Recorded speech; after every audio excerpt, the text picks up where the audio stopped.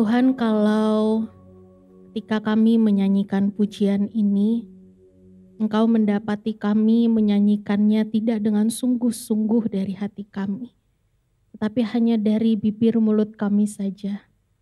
Kami memohon ampun Tuhan. Dan hari ini kami siap untuk boleh merenungkan firman-Mu. Dan biarlah apa yang menjadi pujian ini, itu juga boleh menjadi doa setiap kami. Urapi dan pakai hamba-Mu dalam segala keterbatasan dan kelemahannya. Biarlah hanya kebenaran Injil Yesus Kristus yang Dia sampaikan.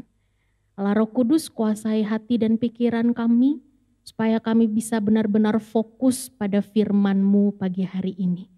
Di dalam nama Tuhan Yesus Kristus kami berdoa. Amin. Silakan duduk Bapak Ibu Saudara.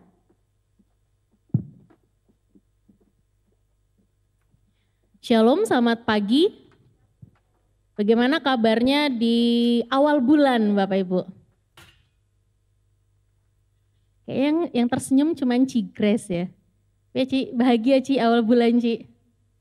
Puji Tuhan. Mari sama-sama kita membuka satu bagian firman Tuhan Bapak Ibu Saudara dari Filipi 2.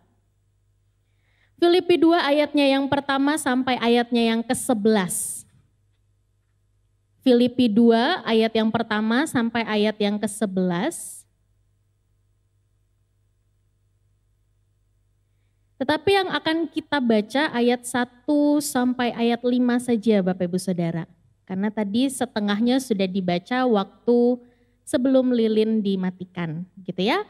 Filipi 2 ayatnya yang pertama sampai ayat yang ke-5 saya akan baca untuk setiap kita dalam terjemahan baru edisi yang kedua. Nasihat supaya bersatu dan merendahkan diri seperti Kristus. Jadi karena dalam Kristus ada nasihat, ada penghiburan kasih, ada persekutuan roh, ada kasih mesra dan belas kasihan, sempurnakanlah sukacitaku dengan ini.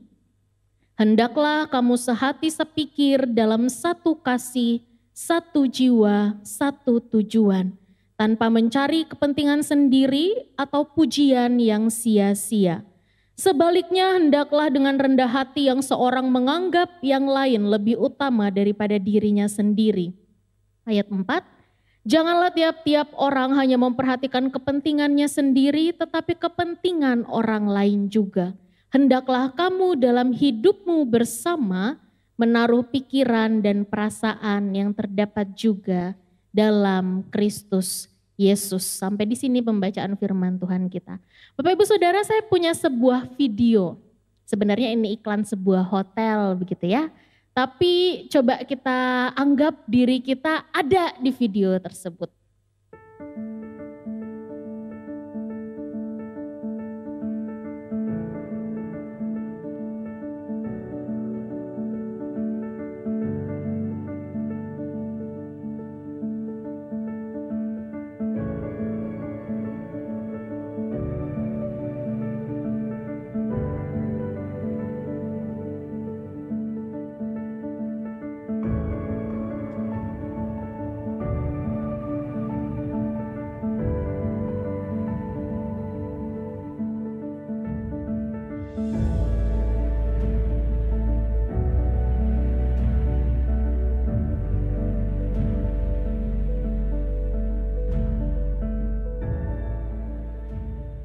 Let us welcome you back with a smile. Bapak Ibu Saudara, waktu saya lihat video ini begitu ya, saya membayangkan diri saya itu jadi kayak POV-nya itu dari sisi saya sebagai customer, sebagai klien dari hotel tersebut. Datang, disambut dengan senyuman yang manis mulai dari depan pintu, bahkan kalau bisa dari parkiran Bapak Ibu ya, diantar. Sampai ke meja resepsionis, disapa lagi dengan baik. Kalau bisa itu resepsionis sudah tahu nama saya walaupun saya bukan membernya. Wah itu lebih menyenangkan lagi rasanya. Setelah itu nanti diantar lagi sampai ke kamar. Sampai di kamar ditanya butuh apa, apakah ada yang kurang. Kalau bisa tanpa saya komplain, sebelum saya komplain akan sesuatu, itu sudah dijawab dulu, udah dikasih dulu solusinya. gitu ya. Terus ke resto ditawarin, ini menu terbaik kami, ini yang enak, ini sangat enak, di sini tidak ada yang enak.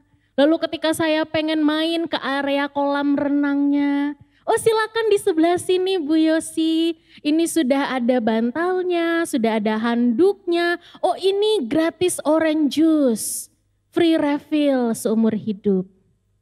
Terus waktu pulang Bapak Ibu Saudara waktu check out dapat voucher. Gratis menginap 1 malam dalam sebulan seumur hidup. Lumayan loh Bapak Ibu 1 malam dalam sebulan seumur hidup. Setiap bulan ke sana staycation gitu ya. Lumayan. Siapa yang tidak senang diperlakukan sedemikian rupa Bapak Ibu Saudara?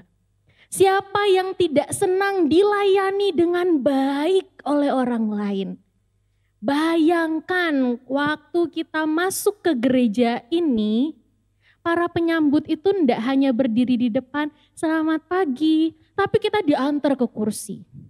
Bahkan dia hafal kita suka duduknya di sebelah mana. Bahkan waktu kita datang, dia tahu rambut kita baru, baju kita baru, semuanya baru. Dia tahu kondisi kita tanpa kita cerita, dia tahu bagaimana harus memperlakukan kita. Waktu kita ibadah bayangkan Bapak Ibu Saudara. Puji-pujiannya, firman-Nya, wah itu cocok sama selera kita. Wah mantap luar biasa lah. Menyenangkan bukan ya? Waktu pulang juga ada tim penyambutan lagi di luar.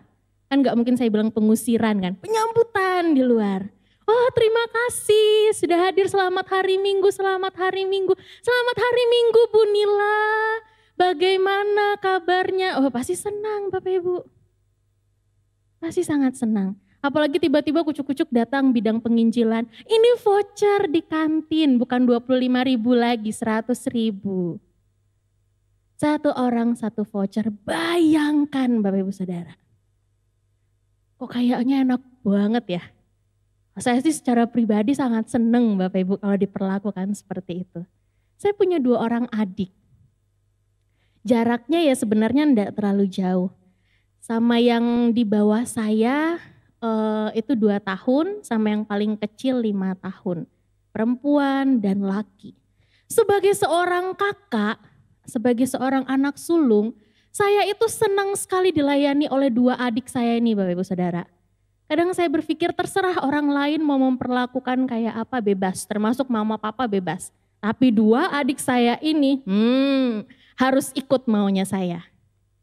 Kak ini makanannya, Kak ada yang bisa dibantu enggak? Kak. Senang Bapak Ibu, senang sekali. Karena memang secara manusiawi, secara natur manusia berdosa kita Bapak Ibu Saudara, kita semua ini sangat suka dilayani bukan? Sangat haus dihargai, sangat haus diperhatikan, dan itu termasuk saya. Secara manusiawi harus diakui Bapak Ibu Saudara. Seringkali yang menjadi pusat di dalam hidup kita itu adalah si aku. Layani aku, puji aku, hargai aku. Pahami aku dong. Aku juga butuh diperhatikan. Aku juga butuh dicintai, aku juga butuh dikasihi. Aku juga butuh dimengerti. Ini natur manusia berdosa kita. Aku. Tapi pernahkah setiap kita juga membayangkan Bapak Ibu Saudara, jika masing-masing kita yang ada di gereja ini, hidupnya cuma tentang aku. Pikirannya hanya tentang aku. Pokoknya apapun yang membuat aku senang, apapun yang menurut aku baik, apapun yang menurut aku benar itu harus terlaksana. Bayangkan apa jadinya gereja ini Bapak Ibu Saudara. Mungkin nanti nggak lama gitu ya, masing-masing dari kita akan keluar dari gereja ini dan bikin gereja sendiri. Demi aku terpuaskan. Bapak Ibu Saudara yang dikasihi Tuhan, bukankah ketika Kristus menebus hidupmu dan hidupku, aku. Hidup kita ini bukan tentang si aku, bukan tentang saya lagi, tapi tentang Tuhan dan juga tentang sesama. Dan bukankah setiap kita sejak awal dipanggil bukan untuk jadi customer Bapak Ibu, bukan untuk jadi konsumen, tapi untuk menjadi kontributor, menjadi pelayan, menjadi hamba, menjadi budak Yesus Kristus. Dan hal inilah yang akan kita renungkan bersama-sama hari ini. Bapak Ibu Saudara, bagian yang tadi kita baca adalah surat yang ditulis oleh Rasul Paulus kepada salah satu jemaatnya yang bernama jemaat di kota Filipi. Singkat cerita sekilas Bapak Ibu, jemaat di Filipi ini adalah jemaat pertama yang dirintis oleh Paulus. Sejak jemaat ini pertama kali dirintis sampai surat ini ditulis, kalau kita perhatikan mulai dari pasalnya yang pertama Bapak Ibu ayat 1 sampai 11, kita mendapati bahwa Paulus itu punya kesan yang sangat pribadi dan sangat baik terhadap jemaat di Filipi. Dia mengatakan bahwa Filipi ini punya kebaikan hati yang luar biasa. Bahkan ketika Paulus di dalam penjara, jadi waktu Paulus nulis surat ini dia ada di dalam penjara, begitu Bapak Ibu. Jemaat Filipi ini dia dengan rela hati memberi bantuan, memberi dukungan bagi kehidupan Paulus.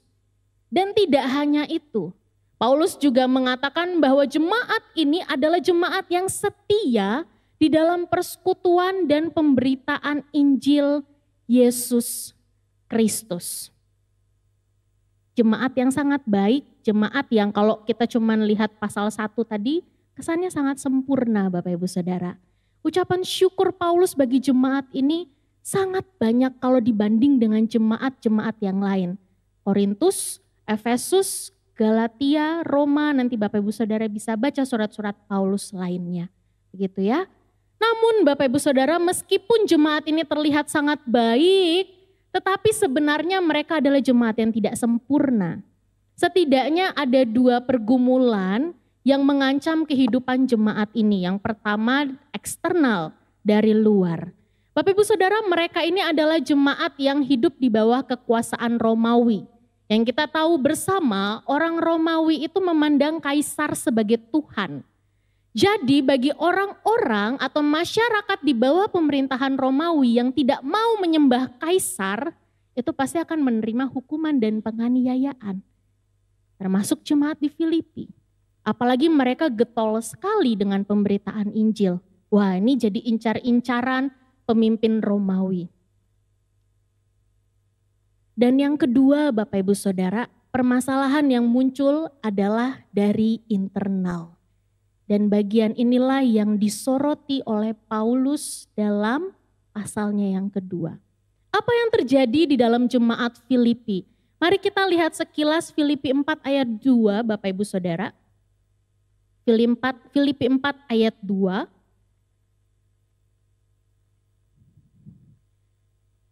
Yudiam kunasehati dan Sintike kunasehati supaya sehati sepikir dalam Tuhan. Bapak Ibu Saudara, secara to the point dalam pasal 4 ayat 2 ini Paulus menyebutkan 2 nama jemaat yang terlibat dalam pertikaian, yaitu Yodia dan juga Sintike. Memang tidak jelas pertikaian seperti apa yang terjadi begitu ya di antara mereka, tapi yang menjadi concernnya Paulus itu adalah akibat dari pertikaian ini, yaitu perpecahan jemaat. Maka sebagai hamba Yesus Kristus dan sebagai gembala dari jemaat ini, Paulus menuliskan serangkaian nasihat bagi mereka. Bagaimana sih seharusnya mereka sebagai gereja Tuhan menjalani hidup di tengah-tengah dunia ini. Supaya apa Bapak Ibu Saudara? Supaya Injil yang telah Paulus tabur kepada mereka tidak menjadi sia-sia. Dan supaya Paulus sendiri sebagai seorang gembala tidak malu. Dan terlebih lagi supaya Kristus yang adalah kepala dari jemaat ini juga tidak malu dengan mereka. Kita akan lihat nasihat yang disampaikan oleh Paulus. Yang pertama Bapak Ibu Saudara, kesatuan di dalam Kristus. Jadi karena dalam Kristus ada nasihat, ada penghiburan kasih, ada persekutuan roh, ada kasih mesra dan belas kasihan. Bapak Ibu Saudara, mengawali nasihatnya, Paulus ingin mengajak jemaat ini melihat dulu kepada dasar dari gereja ini bisa berdiri. Dasar dari jemaat ini bisa ada. Dasar dari mereka sendiri menjalani hidup, dasar dari identitas mereka. Dikatakan bahwa mereka adalah orang-orang yang berada di dalam Kristus. Disatukan di dalam Kristus. Sejak mereka menerima penebusan dari Kristus Bapak Ibu Saudara, jemaat ini telah mengalami kesatuan dengan Kristus. Dan di dalam kesatuan mereka dengan Kristus ini, itu mereka bisa menikmati yang namanya dorongan, nasihat, penguatan dari Kristus, pengalaman akan kasih Kristus yang berlimpah-limpah dan tanpa syarat, persekutuan di dalam roh, serta belas kasihan dan kemurahan ilahi yang datang dari Kristus.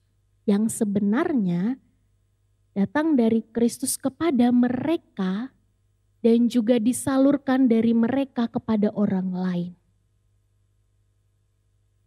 Ini adalah anugerah yang mereka terima di dalam Yesus Kristus. Ada nasihat, penghiburan kasih, persekutuan roh, kasih mesra, dan belas kasihan.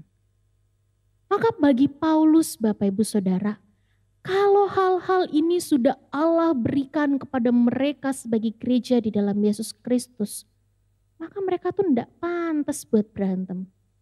Tidak seharusnya buat bertikai. Tidak seharusnya mengalami perpecahan. Malah seharusnya mereka semakin bersatu, bukan? Toh sudah dikasih bekal sama Tuhan. Sudah dikasih modal sejak awal oleh Kristus. Tapi sayangnya Bapak Ibu Saudara, di dalam keberdosaan mereka gagal menjaga yang namanya kesatuan tubuh Kristus. Hal inilah yang ingin Paulus tekankan di ayat yang kedua. Sempurnakanlah sukacitaku ini. Hendaklah kamu sehati sepikir dalam satu kasih, satu jiwa, satu tujuan. Kalau kamu sudah sadar kamu disatukan di dalam Kristus, sudah menerima bekal-bekal untuk hidup bersatu sebagai anggota tubuh Kristus, yuk sekarang kamu harusnya menjaga kesatuan ini. Dengan cara apa? Sehati sepikir. Kesatuan yang Paulus ingin mereka jaga itu bukan kesatuan secara emosional doang Bapak Ibu Saudara. Bukan hanya soal hati tapi juga pikiran. Bukan hanya soal kongko bersama. Tapi juga sepenanggungan di dalam apa? Di dalam satu kasih, satu jiwa, satu tujuan yang ada dalam Kristus. Kembali lagi kepada Kristus. Ini satu esensi kehidupan gereja yang harus mereka pertahankan, yang harus mereka perjuangkan. Sehati, sepikir, di dalam satu kasih, dalam satu jiwa, dan dalam satu tujuan. Maka sekarang pertanyaannya Bapak Ibu Saudara, contoh praktisnya apa? Sehati sepikir di dalam satu kasih, satu jiwa, satu tujuan. Paulus ini pinter Bapak Ibu. Dia tidak hanya kasih teori, tapi dia juga kasih contoh praktis. Kita lihat di dalam ayat 3 sampai ayat 4. Yang pertama, Paulus mengatakan, tanpa mencari kepentingan sendiri atau pujian yang sia-sia, sebaliknya hendaklah dengan rendah hati yang seorang menganggap yang lain lebih utama daripada dirinya sendiri. Bapak Ibu Saudara, Paulus menyadari betul bahwa jemaat di Filipi ini orang-orang berdosa. Tentu mereka ini punya kemungkinan pasti ya untuk meninggikan diri sendiri, egois, gak peduli dengan orang lain. Tetapi sekali lagi sebagai anggota tubuh Kristus, Paulus ingin mereka ini hidup tidak lagi bagi diri mereka sendiri Bapak Ibu. Tapi belajar hidup juga bagi orang lain. belajar untuk hidup bagi sesama, dimulai dari sesama mereka. Belajar untuk berhenti mengejar ambisi diri sendiri, tetapi justru dengan rendah hati menganggap orang lain itu sama pentingnya dengan mereka, bahkan lebih penting dari mereka. Berhenti mempertimbangkan diri sendiri saja, tapi mulai belajar mempertimbangkan orang lain. Orang yang ada di sebelah mereka. Orang yang menjadi satu dengan mereka. Intinya berhentilah buat hidup bagi diri sendiri. Belajar perhatikan orang lain. Itu yang Paulus minta dari jemaat ini. Dimulai dari itu kok yang pertama. Perhatikan kepentingan orang lain juga. Sama seperti aku, kata Paulus. Paulus sendiri sudah terlebih dahulu meneladani hal ini, Bapak Ibu Saudara. Dalam pelayanannya Paulus tidak pernah mencari kepentingan sendiri. Tapi justru dia terus berusaha mencari kepentingan orang lain. Supaya semakin banyak orang yang diselamatkan. Bapak Ibu Saudara bisa lihat dalam 1 Korintus 10 ayat 33. Dan Paulus rindu jemaat ini juga demikian. Kamu sudah hidup di dalam Kristus, yuk belajar memperhatikan kepentingan orang lain. Belajar melihat sesamamu.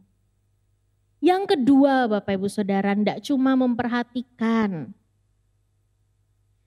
tetapi juga mengamati di ayat yang keempat begitu ya. Kalau di terjemahan bahasa Indonesianya menggunakan katanya memperhatikan. Janganlah tiap-tiap orang hanya memperhatikan kepentingannya sendiri tetapi kepentingan orang lain juga. Kata memperhatikan di sini Bapak Ibu Saudara tidak cuma hanya di sini dan di sini. Tapi juga ada tindakan nyata. Dalam beberapa terjemahan bahasa Inggris itu kalau diterjemahkan dalam bahasa Indonesianya lagi menggunakan arti mengamati, mencermati, fokus. Fokus gitu ya. Bukan cuma ngeliat tapi benar-benar fokus sampai mengetahui apa yang menjadi kesulitan orang tersebut dan kita turut ambil bagian di dalamnya. Itu ayat 4 yang dimaksud oleh Paulus. Kalau ayat 3 tadi hanya di dalam pemikiran, oh aku menganggap dan aku memperhatikan orang lain ini lebih utama dari aku. Tetapi dalam ayat yang keempat, Paulus pengen jemaat ini lebih daripada sekedar itu. Aku memperhatikan, aku menganggap, dan aku mau mencari tahu, dan aku mau fokus pada orang ini. Dan aku mau memberi diri kepada orang ini. Sebagai jemaat Tuhan mereka tidak boleh hanya memperhatikan dirinya sendiri Bapak Ibu Saudara. Ya enggak salah memperhatikan diri sendiri bukan. Tapi terus menerus memperhatikan diri sendiri itulah yang dilarang oleh Paulus. Mereka ingin ayo belajar memperhatikan orang lain. Belajar untuk melihat apa toh yang menjadi kebutuhan sesamamu. Kalau mereka sedang bersedih ya belajar memberikan penghiburan. Kalau mereka sedang berduka belajar memberikan kekuatan. Jangan cuek. Kalau mereka sedang bergumul belajar memberi diri. Apa yang bisa aku doakan? Sederhana itu dimulai dari situ Bapak Ibu Saudara. Memandang orang lain lebih utama, memperhatikan kepentingan orang lain. Dan kembali diingat, dua hal ini harus dikerjakan dengan sehati sepikir di dalam Yesus Kristus. Artinya Bapak Ibu Saudara, kehidupan mereka harus terlebih dahulu berada di dalam Injil Yesus Kristus, berpadanan, selaras sama Kristus. Ketika hidup mereka selaras dengan Injil yang sudah mereka pelajari, mereka dengar berkali-kali, mereka itu akan sadar posisi mereka di dalam Kristus itu siapa? Yaitu orang tebusan. Dan ketika mereka sadar posisi mereka di dalam Kristus, perspektif dan cara mereka memperlakukan sesama anggota tubuh Kristus itu akan berubah. Akan sejalan dengan apa? Dengan Injil. Yang telah terlebih dahulu mereka hidupi secara pribadi. Jadi secara kesimpulannya Paulus ingin mereka kembali dulu kepada Kristus dan Injilnya. Hidupi Injil Kristus, apapun yang menjadi firman Tuhan lakukan itu. Masing-masing orang. Hati, pikirannya dicocokkan dulu sama firman Tuhan. Maka itu nanti secara natural Bapak Ibu Saudara seharusnya perihal melayani, mengasihi, memperhatikan orang lain itu akan lahir dari dalam hidup mereka. Tapi dimulai dari masing-masing mereka hidup selaras dengan Injil Yesus Kristus. Menutup nasihatnya Bapak Ibu, Paulus kembali mengajak jemaat ini melihat kepada Kristus. Kenapa? Bagi Paulus, kalau hidupmu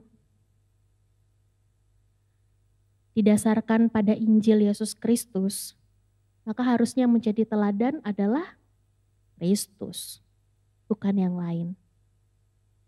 Di dalam ayatnya yang ke-6 sampai ke-8, Yesus menjelaskan tentang pribadi Yesus Kristus, beserta dengan apa yang dia lakukan di dalam hidupnya. Saudaraku, Yesus adalah Allah yang Maha Kuasa, pencipta kehidupan.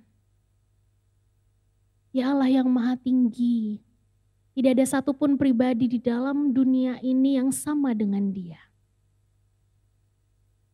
Tetapi Allah yang Maha Tinggi itu justru tidak menganggap hal tersebut menjadi sesuatu yang harus Dia pertahankan. Dia malah rela mengosongkan dirinya, mengambil rupa seorang hamba, jadi sama dengan manusia. Alih-alih duduk di atas tahta yang Maha Kuasa, Bapak Ibu Saudara, Yesus justru datang sendiri ke dalam dunia, bukan sebagai seorang raja yang mulia, yang lahir di istana, tetapi sebagai seorang hamba. Bukan hanya seorang hamba dan manusia, tetapi hamba yang melayani manusia. Hamba yang melayani manusia, Bapak Ibu Saudara, dari Allah yang Maha Kuasa menjadi hamba yang melayani manusia.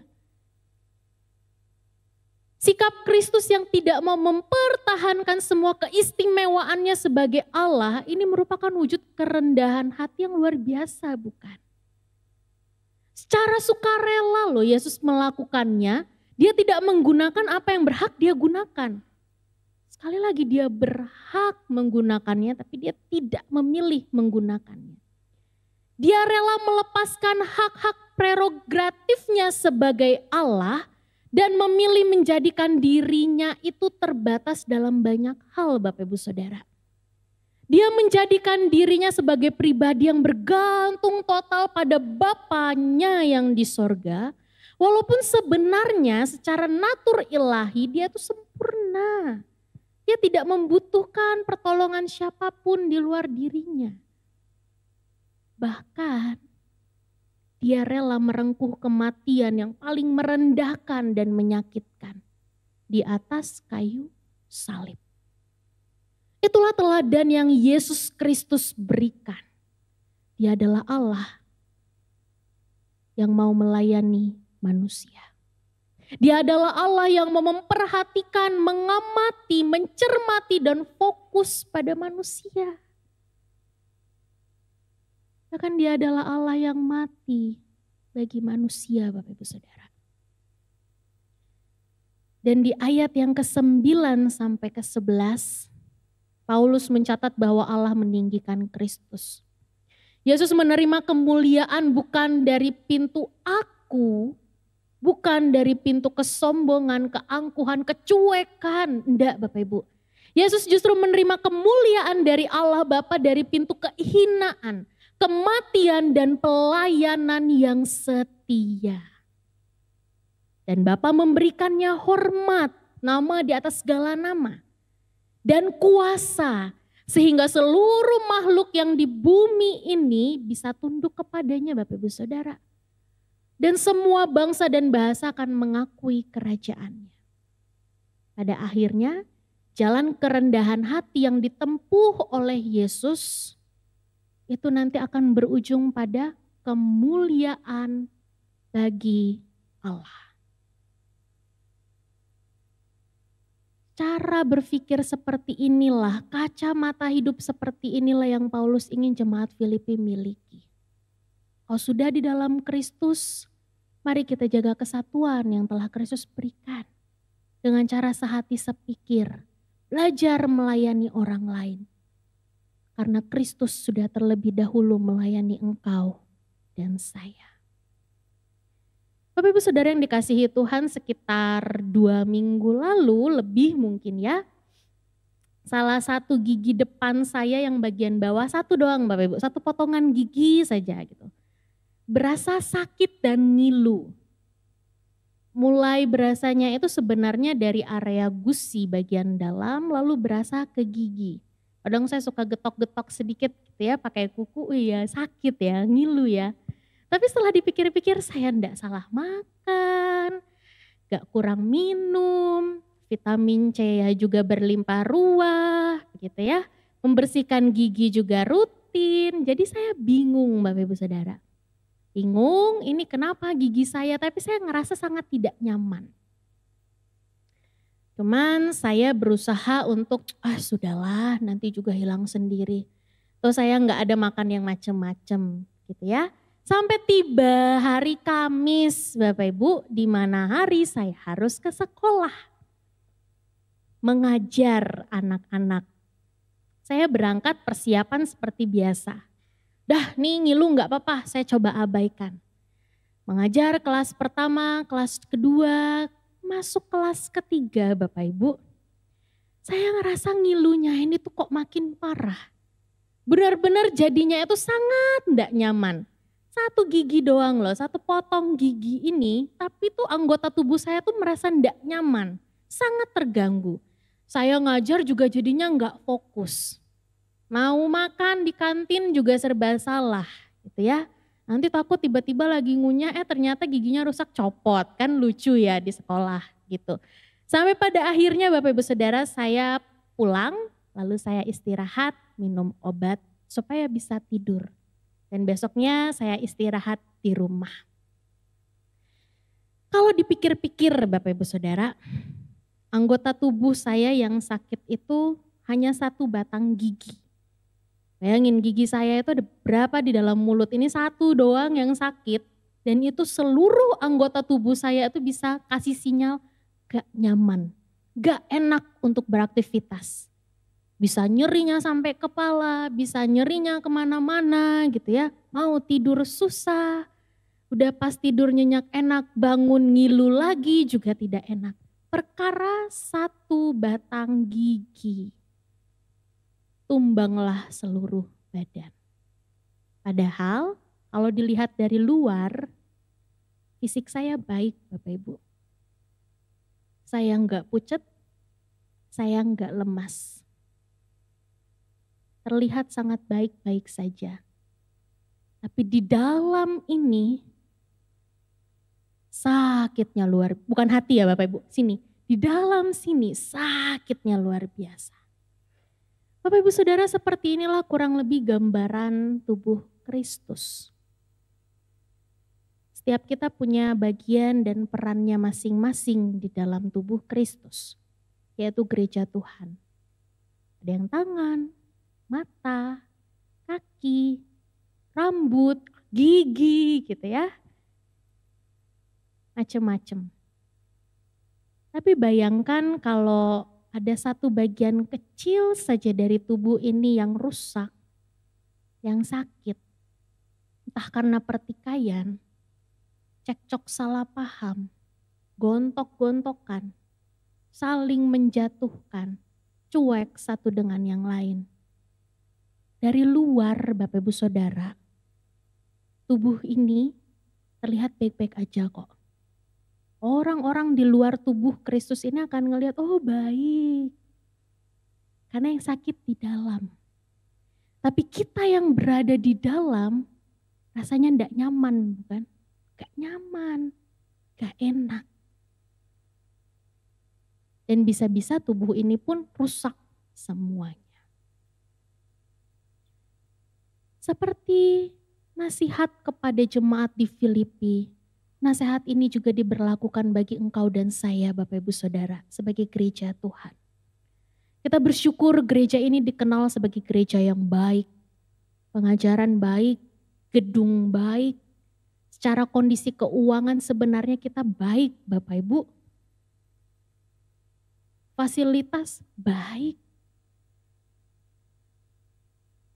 Tapi kalau dilihat ke dalam, kita juga tidak sempurna.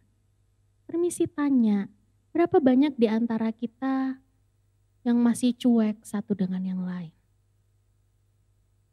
Berapa banyak di antara kita yang mengaku sebagai pelayan Tuhan, aktif ke gereja paling tidak setiap hari Minggu, bahkan ada yang dari KU1 sampai KU4, tapi justru masih merendahkan sesama pelayan. Hanya karena orang itu tidak sama dengan kita. Berapa banyak di antara kita yang mengaku orang Kristen, datang ke gereja, ikut persekutuan doa malam, ikut komisi, aktif pelayanan, berjemaat lama di tempat ini. Tapi masih sulit mengampuni sesama jemaat. Padahal berkali-kali di mimbar ini dikhotbahkan tentang pengampunan. Berapa banyak di antara kita Bapak Ibu Saudara yang dari luar terlihat baik tapi kalau diselidiki hatinya menyimpan kebencian dan iri hati dengan sesama. Berapa banyak di antara kita yang selalu haus akan pelayanan, dilayani, dihargai, diperhatikan, dan mengabaikan orang lain di sekitar kita. Berapa banyak Bapak Ibu Saudara? Saya harus akui saya pun masih jatuh di dalam hal itu. Dan inilah kita orang-orang berdosa ini bukan? Kau dan saya orang-orang berdosa yang membutuhkan belas kasihan Allah. Tapi kita disatukan menjadi anggota tubuh Kristus. Maka tugas masing-masing kita yang ada di dalam gereja ini, di dalam tubuh Kristus ini adalah menjaga kesatuan, memperjuangkan, mewujudkan kesatuan yang telah Tuhan ikat ini Bapak Ibu. Bukan lagi hidup bagi diri sendiri. Mari kita mulai mempertimbangkan kehadiran orang lain dan menganggap orang lain lebih dari kita. Coba Bapak Ibu Saudara lihat rekan di kiri kanan sudah kenal belum? Sudah disapa belum sebelum masuk ke ruangan ini? Setiap kali WL meminta, mari kita sapa rekan di kiri kanan kita. Sekedar menyapa supaya WL nggak nyebut nama kita, atau memang kita punya satu kerinduan, aku mau mempertimbangkan dan menganggap kehadiran orang ini. Mulailah juga memperhatikan kepentingan orang lain Bapak Ibu Saudara. Benar setiap kita punya kepentingan dan agendanya. Tapi kita tidak boleh terus-menerus memikirkan diri sendiri. Aktif untuk mengamati dan memperhatikan orang. Ketika ada muncul berita berduka dari keluarga jemaat kita, ayo hadir Bapak Ibu. Hadirlah ke rumah duka, hadirlah memberikan kekuatan dan penghiburan bagi keluarga. Itu wujud sederhana kita memperhatikan orang. Ketika ada jemaat yang sedang bergumul, mari hadir, tanya apa yang bisa saya bantu, apa yang bisa saya kasih, apa yang bisa saya doakan. Kalau kita lihat ada sesama jemaat yang mulai jarang datang gereja, tidak aktif lagi dalam pelayanan, hadir cari tahu Bapak Ibu Saudara. Dekati mereka, doakan mereka, dorong lagi mereka supaya kembali kepada Kristus dan kepada persekutuan-persekutuan di gereja ini. Mari kita belajar hadir bagi orang lain untuk saling melayani. Seperti yang telah Kristus berikan kepada engkau dan saya. Bapak Ibu Saudara, kesatuan tubuh Kristus ini bisa terjadi dengan dikerjakan oleh masing-masing kita. Gak bisa hanya mengandalkan orang tertentu. Kau tidak bisa mengandalkan kami para hamba Tuhan saja Bapak Ibu.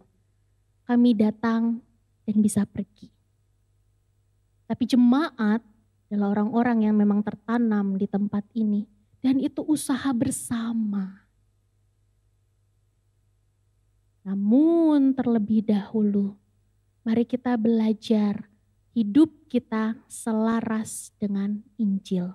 Kalau hidup masing-masing kita sudah sesuai dengan firman Tuhan, hati kita isinya firman Tuhan, hati ini ya, hati isinya firman Tuhan, pikiran kita isinya firman Tuhan, maka perihal melayani sesama itu akan mengalir keluar dari hidup kita. Dan yang terakhir Bapak Ibu Saudara, jangan menunggu untuk dilayani dan diperhatikan. Jangan menunggu untuk dilayani dan diperhatikan. Ini gereja, bukan restoran, bukan bioskop, bukan mall, bukan service center. Ini gereja. Jangan menunggu untuk dilayani dan diperhatikan. Tetapi mari belajar mengambil langkah pertama untuk memperhatikan dan melayani orang lain. Tuhan sudah kasih kita talenta, Tuhan sudah kasih kita kemampuan, Tuhan sudah kasih kita berkat di dalam hidup ini. Yuk mari kita pakai itu untuk boleh berbagi hidup dengan sesama. Dan ketika hal ini terasa sukar bagi Bapak Ibu Saudara sekalian, ingatlah satu hal. Kristus telah terlebih dahulu melakukannya bagi engkau dan saya.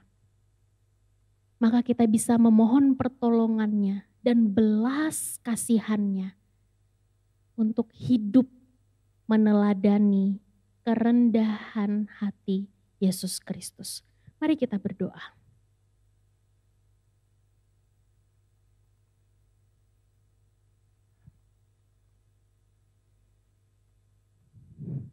Tuhan Yesus yang baik, kami bersyukur dan berterima kasih untuk firman-Mu hari ini yang boleh kembali mengingatkan dan menegur kami bahwa tugas dan panggilan menjaga keutuhan tubuh Kristus, kesatuan gereja ini, Engkau berikan bukan hanya kepada sebagian orang Tuhan, tapi kepada masing-masing kami, umat-umat-Mu.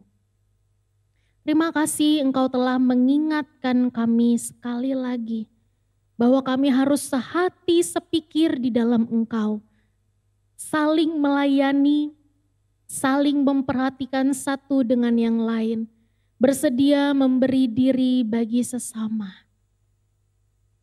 Karena sungguh ironi Tuhan, ketika kami mengatakan kami mengasihi Engkau, melayani Engkau, tapi kami tidak peduli dengan orang lain. Tolong kami Tuhan untuk boleh melakukan kebenaran firman-Mu ini. Dan hari ini hamba-Mu berdoa untuk seluruh jemaat-jemaat Tuhan. Biarlah Allah yang boleh menolong mereka untuk hidup berpusatkan pada Injil. Sehingga dari kehidupan mereka boleh mengalir kasih yang bisa mereka bagikan kepada sesama. Terima kasih Tuhan Yesus, di dalam nama Tuhan Yesus Kristus kami berdoa dan kami memohon Allah yang menuntun hidup kami. Amin.